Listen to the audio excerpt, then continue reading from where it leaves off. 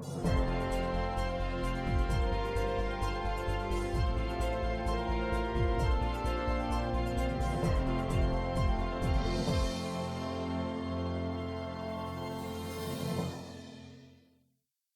go to another agency, another area, the U.S. Information Agency. When you were at the State Department, which you oversaw this process, it was merged. U.S. Information Agency was merged into state. Senator McCain wants to recreate USAIA, and your advice to him on that would be?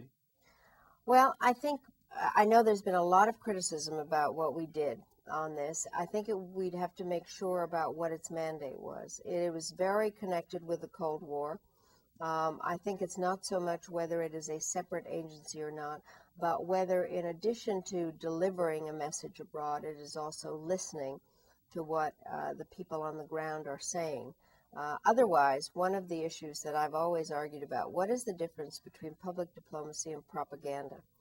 And public diplomacy is actually the listening part as well as the telling part of the message.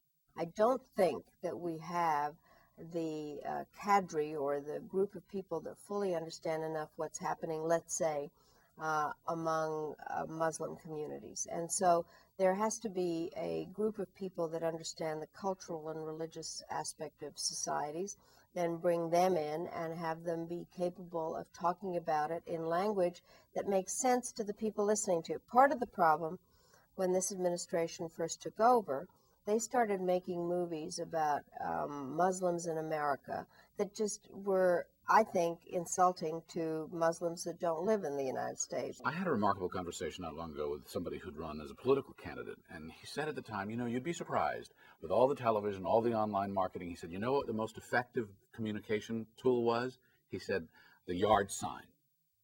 Is there a corollary in foreign policy?